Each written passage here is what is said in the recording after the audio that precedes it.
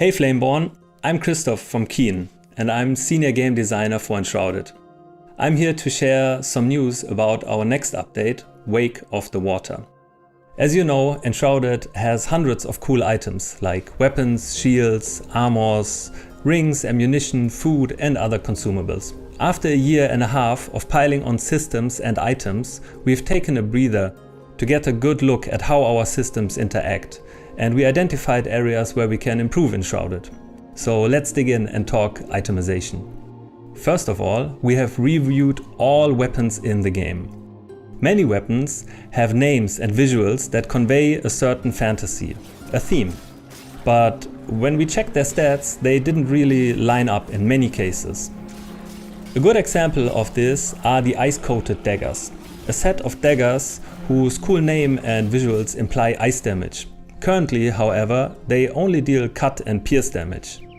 So after our overhaul, they will now deal pierce and ice damage, along with gaining extra ice damage perks when upgrading them. And this is just one example out of many. Across the board, we made sure that weapon stats will now better match their visual and thematic identities than ever before, to be honest. We are also tweaking many armor and ring stats, as well as food items, so make sure to check out all of the exciting new changes coming with Update 7. We also had a close look at weapon durability and increased it across the board. Durability now also scales with item level and with item rarity.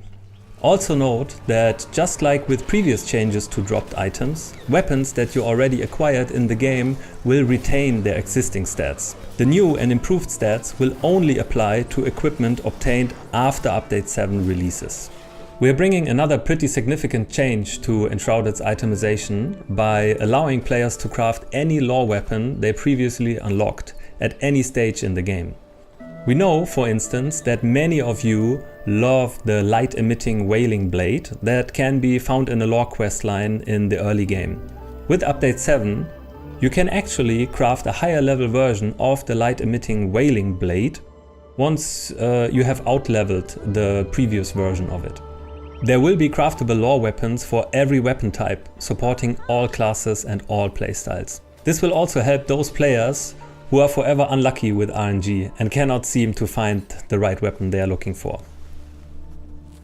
We have also added many new awesome weapons to the drop pools of enemies.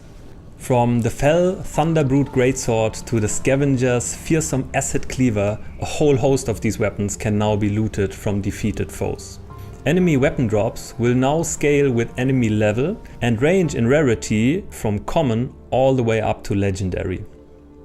Now that there are many more options for obtaining weapons at all stages in the game, we feel like it's a good time to finally close the loop on a long-running loot exploit.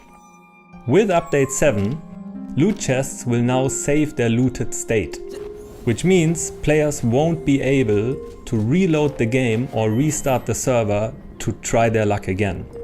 The chest content, however, will respawn eventually, just as we had originally intended.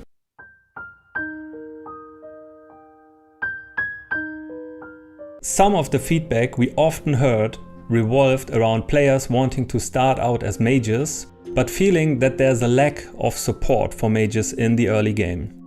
We hear you and we agree with you.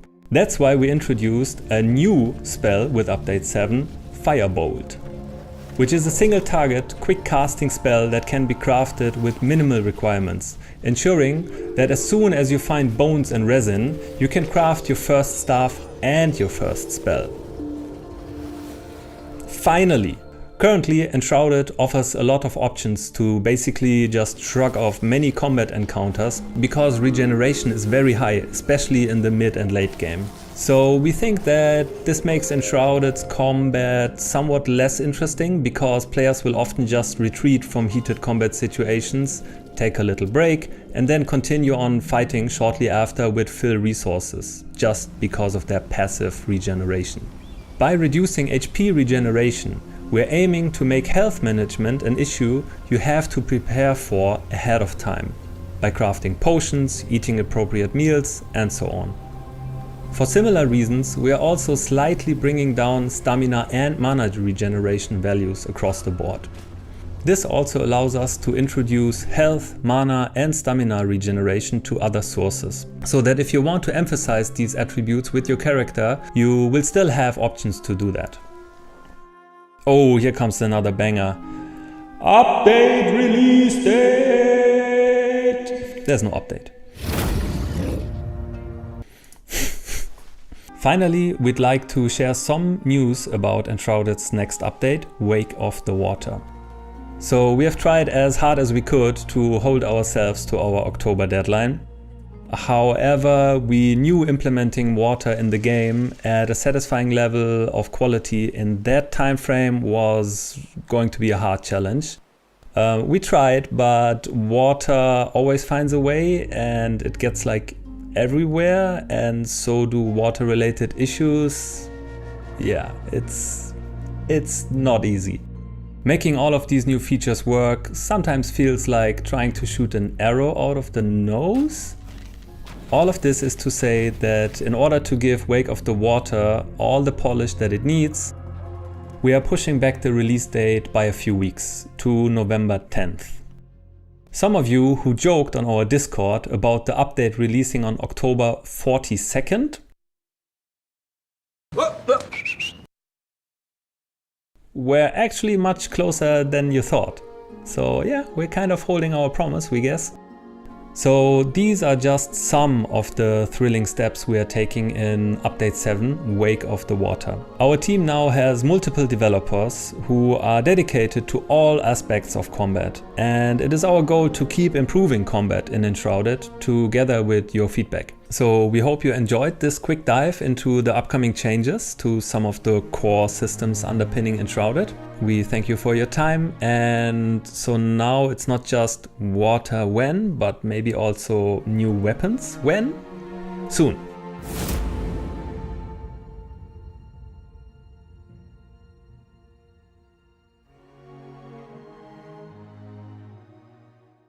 So, regeneration balance. Oh, players, you're gonna hate this. Oh, please don't on us. Regeneration balance, here we go. Serious now, seriously now. Yes, we're gonna do this for the players. First of all, we have goes in every direction, just not the correct one. You know? Yeah, also not forget to smile and be chill and cool and yo. Let's not use that. We'll see. Let me take a sip of water.